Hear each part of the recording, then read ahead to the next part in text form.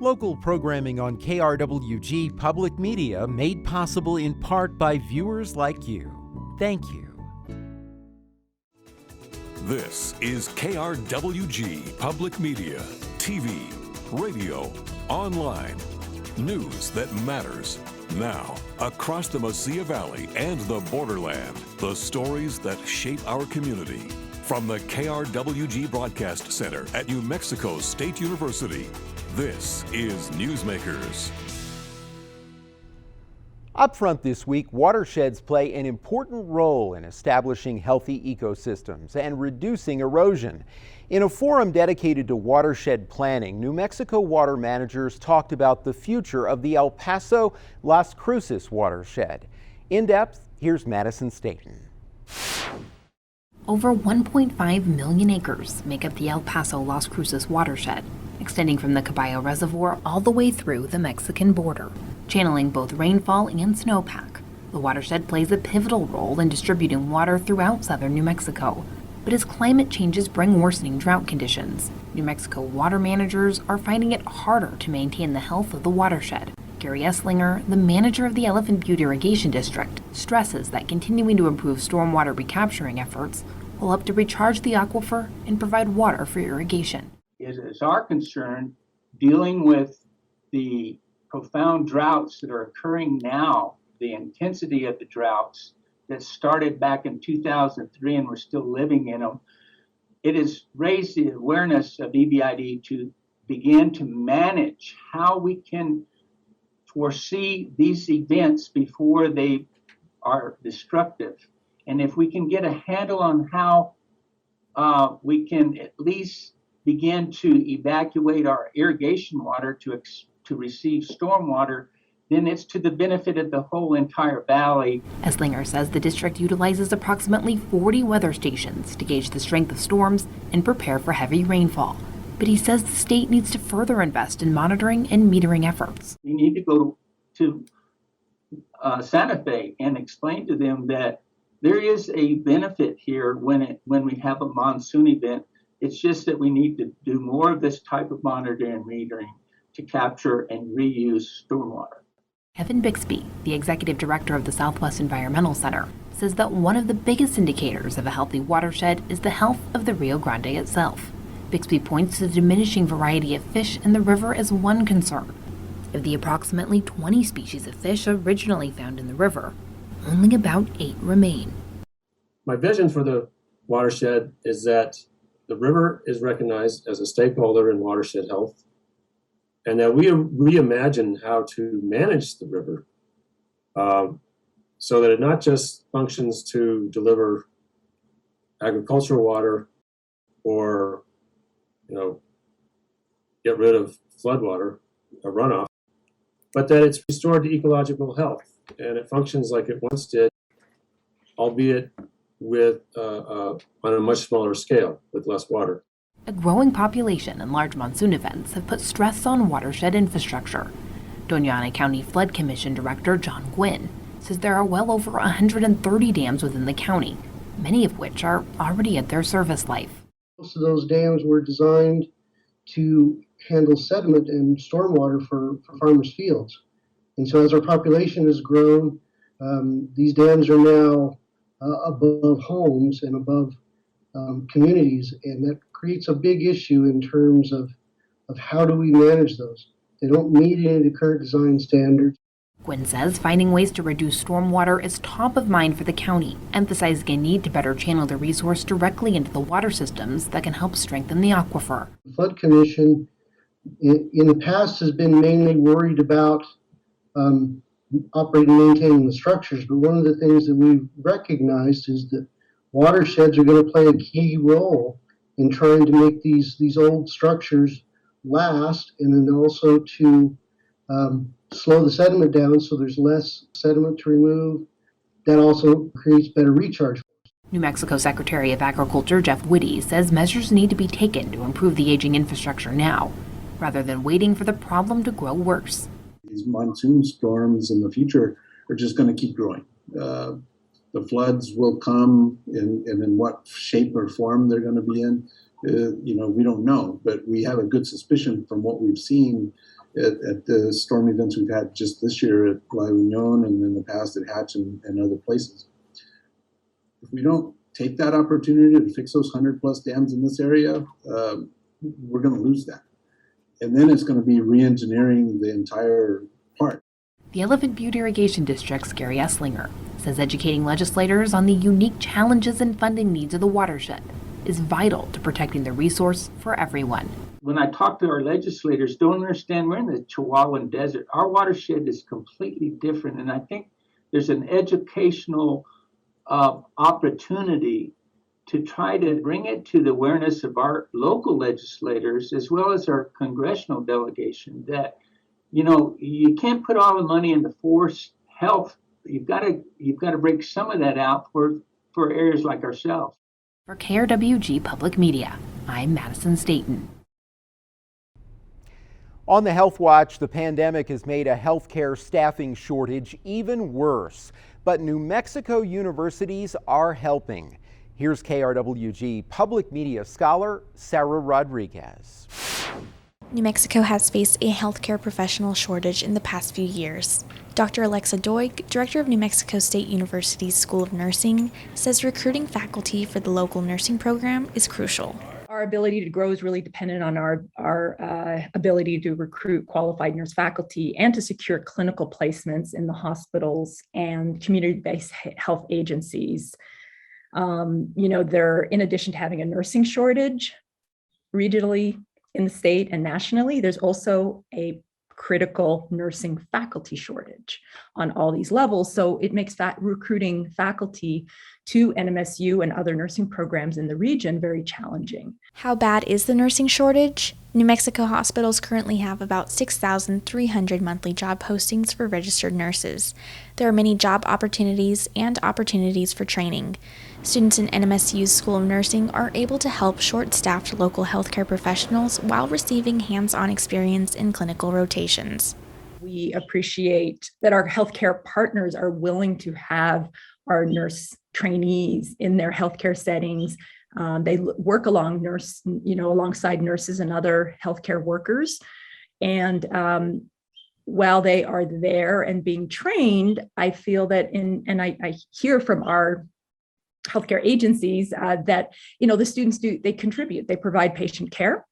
They assist with the nurses and other healthcare workers in the different agencies and on the different units. And so, I feel that being there, our students are contributing to some degree to the workforce, even though they are, still trainees. New Mexico universities offer a lot more than just training for students and help with staff shortages. Along with clinical rotations, the University of New Mexico's College of Nursing also provides extensive research for hospitals.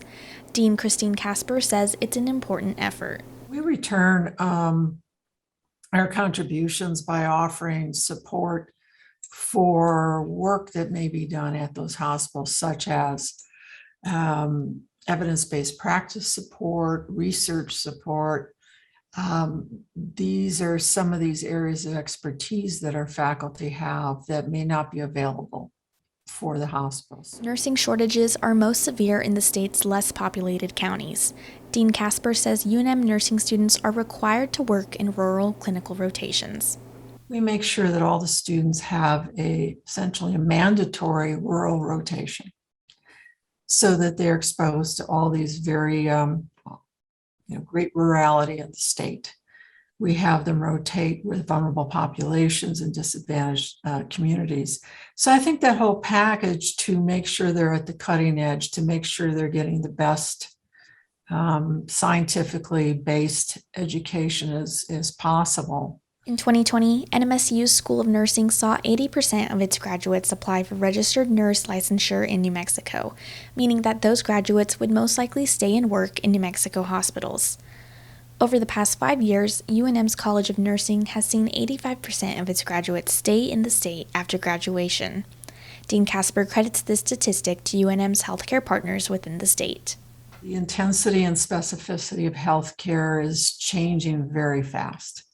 So we make every effort to partner with our, UNMH, the medical center here, the system, other major healthcare centers around the state to really expose the students to that increased intensity. You know, keeping nurses in nursing over the long term often depends on the exposures they've had, if they don't realize how intense it is. By graduating more nurses, UNM and NMSDU also help the state's economy. New Mexico lags far behind the national median household income, but the nursing field is a bright spot for the state. The U.S. Bureau of Labor Statistics reports that salaries for New Mexico nurses rank 21st in the nation. The average salary for a registered nurse is more than $73,000. Over 17,000 nurses are employed in New Mexico. For KRWG Public Media, I'm Sarah Rodriguez. Now to another bright spot in New Mexico's labor market and a new effort to capitalize on it. The inaugural 10 by 25 Creativity Conference took place at the Las Cruces Convention Center in October. The conference brought together local entrepreneurs, artists, educators, and others for a chance to share their stories and inspire more people to follow their passions. Here's KRWG Public Media scholar Noah Race. With such a diverse and unique group of people at the 10 by 25 Creativity Conference, keynote speaker Beto Paredes hopes some of the ideas shared will become a reality. Well, the Creative Conference is really about bringing people together at the intersection, metaphorically, of I-10 and I-25. But really is bringing together business, entrepreneurship, as well as the arts. And in many ways, entrepreneurship is more like art than it is science. Paredes is no stranger to entrepreneurship. Having started many successful endeavors, he now teaches at New Mexico State University. I also worked as a telecom executive throughout Latin America. I worked on Wall Street and did a few other things and went back for school and eventually launched the first regional venture fund in this region of the Southwest. And about 3 years ago, I started teaching entrepreneurship at New Mexico State University. One example of the mix between art and entrepreneurship can be seen in Jerry Procheska's video game development company, Ganymede Games, based in Las Cruces. We're an independent game development studio. Started with the kind of industry veterans here in Las Cruces, of all places. We did a multi-state tour, Arizona, Texas. We're thinking about even going back to California, but fell in love with Las Cruces, and that's how we got here. Local musicians also attended the Creativity Conference. Artist, model, and musician A. Billy Free shared her journey as a businesswoman and where she hopes to be in the future. I've been doing music since a little girl. Going into college, I went to a liberal arts school. It didn't really click for me that music could be a career. So after I finished my studies, I was always still involved in music and bands and stuff. But after I finished my studies, I said, hey, I can make a livelihood from this. An often misunderstood aspect of entrepreneurship is networking. Tech and sales professional Otilio Reyes says networking combined with persistence is key to a successful business. Usually when people hear the word networking, you think of going to events where you just hand out business cards and connect with as many people as possible. I think that is a key component of networking, but I think networking goes a little farther. When you connect with somebody and you're really genuinely interested, you learn from them. And then if you start thinking of those people, when you're connecting with other people, you're able to connect people to opportunities. The 10 by 25 Creativity Conference allows local professionals a chance to share their wisdom, and the speakers have lots of advice for people just starting out.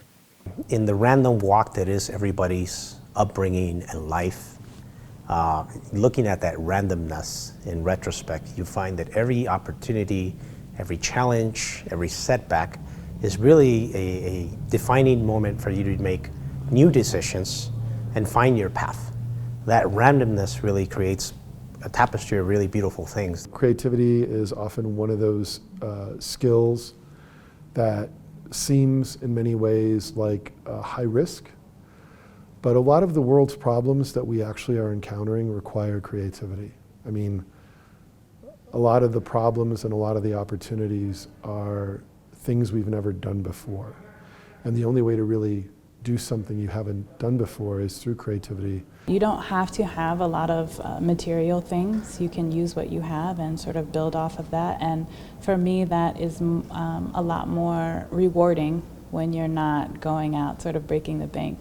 You just use what you have, use your own networking skills, use life skills in order to build your career. I think this is a great conference for Las Cruces. I think there is a lot of really interesting people here that are very smart.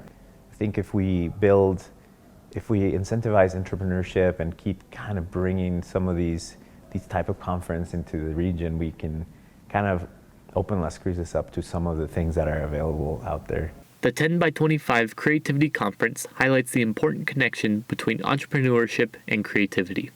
With more events in the future, hopes that this conference will grow into something bigger are on the rise. For KRWG Public Media, I'm Noah Reyes. Now for some fun. The company El Paso Skydiving is giving people the thrill of a lifetime. Here's a profile from KRWG Public Media scholar Noah Reyes.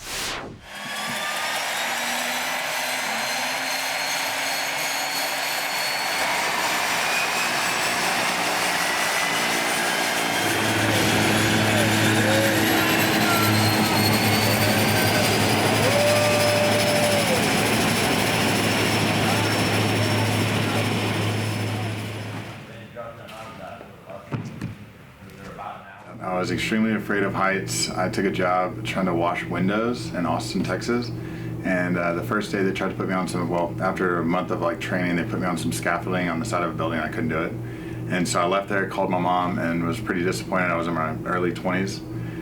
And she suggested I go skydiving, and I said that would be stupid. I know I'm afraid of heights. So she bought me a skydiving ticket. That afternoon, I ended up going skydiving, and it rewired my brain. By the end of a month, I had 100 jumps and was working at the facility, and I've never looked back. It just changed my life. Skydiving was kind of just a random thing for me. I had done a few things in the Army, but never jumped out of planes like airborne or anything. And whenever I wanted to try that, my ears wouldn't allow me to pass the flight physical. And a buddy of mine went and signed up for it, and I asked him if there was any other way that we could jump there, and they actually had a solo program. So instead of doing a tandem jump for my first jump, I just went ahead and went for a solo jump. And after I landed from that very first one, which I thought was going to be the only jump I would do, I immediately just handed them my credit card and said, okay, I want to get my license. I think this is for me.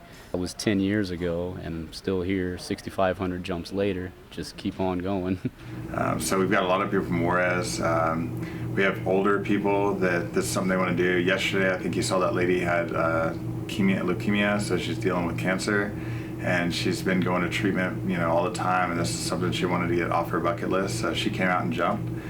The weekend before, I had a paraplegic that came and jumped, so it's pretty much anyone and everyone. There was no one here that had ever taken a paraplegic, but back in Louisiana and Tennessee, Mississippi, where I've jumped in other places, I've taken several, and it's a really rewarding experience to do it, so I was happy to make it happen for him. He had to wait a little while just to get his health a little better, and then once he was ready, he came out last Sunday, and he made the jump with us. Everything went great. His family was there to support him. It was a really cool experience. So seeing somebody come in who's a little nervous and has already been through some trauma in life and lost his ability to walk, and his thing he kept saying the whole time he's here is, you're only stopped by your own mind. You can do anything you want to do. And he had his whole family supporting him, and for us, that's really rewarding. I got to see the finished video last night, and it was something that really moves me, because this is why I started this business, to help people like that. My first skydive, when I got there, I was extremely nervous. My mom bought it for me. I really thought, just because of YouTube videos I'd seen and stuff like that I was probably gonna pass out, that I'd just be so afraid I'd just not be able to handle it. And we got in the door, and I was really scared, hoping please don't let me be the one, something's gonna go wrong. And we jumped out, and it was completely opposite of that. It was the most beautiful thing I've ever done. So I always wanted to go skydiving since I was little, and I decided this was the year to do it.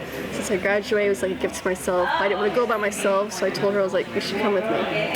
So here I am. I dragged her with me.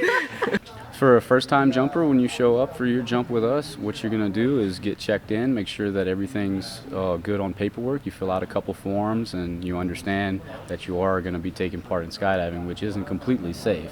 nowadays even. So once you fill out the paperwork, we start the training process. You're just going to watch a video. It's a little safety video, and then from there you'll meet your instructor. We get you in the harness all suited up and ready to actually go on your jump, and then we train you for about 15 minutes on how the jump's going to work. It's a really quick process. You just kind of follow instructions, and we talk about it again while we're in the plane, so there's no real opportunities to forget because it is a little bit of information there.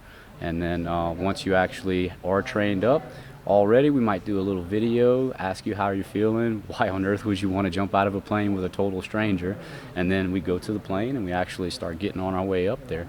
As we're in the plane, we kind of look around a little bit, see what there is around, but the real view is when the door opens, and once we get up on the edge there, you're on the edge of fear. Everyone is the most nervous right there. It's kind of a crazy thing because once you leave the plane, you're actually falling, but you're somehow not scared anymore. It was so terrifying at first. The instructor I was with, he did a backflip, so I got to do the backflip, so that was cool. That was pretty cool to do. Yeah, and then once the parachute opened, being able to steer, and that was amazing. It's really rewarding for us because we take skydiving for granted when we do it every day. This is it's not an adrenaline rush for me, it's just a place of peace and relaxation, but that happens for all us instructors that have thousands of jumps. It becomes normal.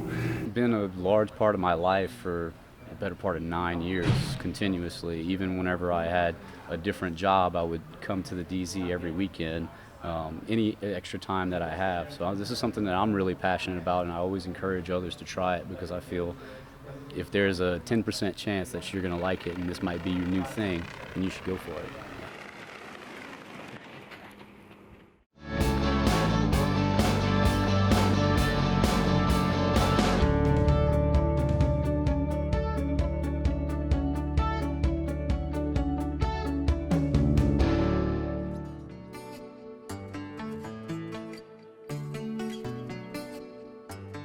The Aggie Career Closet is a free service for all NMSU students that provides free professional dress attire to both men and women for job interviews and a career fair to kind of alleviate the financial burden of having to purchase professional dress attire. We felt that this was kind of a grassroots effort that we could call in not only the NMSU community but the Las Cruces community to support our students and help them and being able to get free clothing and just alleviate a financial burden for them.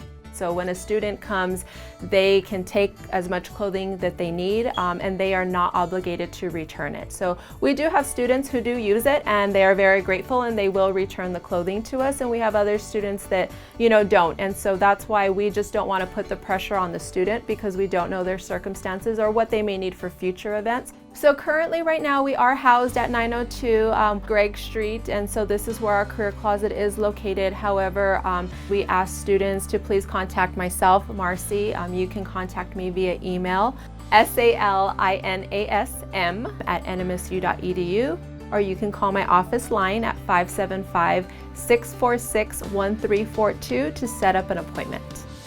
We can set up a time where you can either drop off to me here at the Career Closet, or you can drop off in Corbett Center Student Union at the Campus Tutoring Services Department. That's room 206, and you can drop off your donations there as well.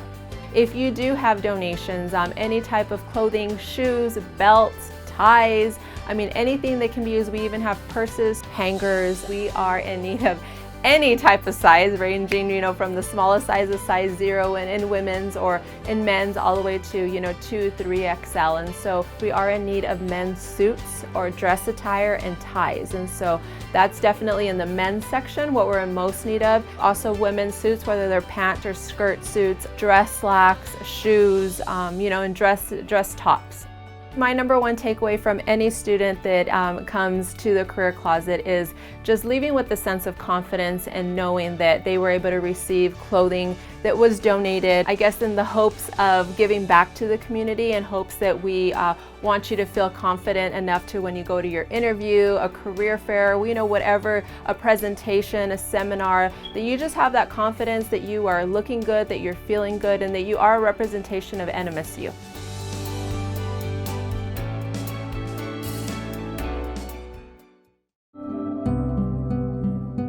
I think that Being an artist lets you see the world in a different way. You see things that other people may not notice. You look for shapes and colors and beauty in places that other people may be too busy to notice.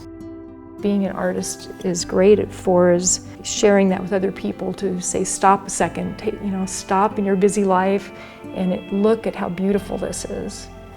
Look at what's out there. My website is jerrysstudio.com. It's JERISSTUDIO.com. I love sharing them with people. I love seeing it go to somebody who really loves the color and can enjoy it, because I want to go on and do the next one. A few words before I go, and this is not easy. For more than 13 years, I've had the honor of serving KRWG Public Media as Director of Content. Being managing editor and anchor of Newsmakers has been part of that. Along the way, there have been many full-time reporters and students who've made a real difference covering the people and issues that shape our community. Our production team, Joe Widmer and Christian Valle, along with the now retired Ralph Escandone, won an Emmy Award for an episode of this program. They never cease to inspire me. I'm grateful to them and to our entire staff that works so hard to bring you the region's in-depth coverage. So again, this is hard. It is my last show. I'm leaving KRWG in December to serve as Executive Director of WSIU Public Broadcasting, a network of PBS and NPR stations based at Southern Illinois University. Before I go, I also want to thank you for your support, your feedback, and your donations that make public media possible in this community. Thank you. Take care of yourself, and I hope to see you when I visit. For all of us at KRWG News, I'm Fred Martino. Have a great week.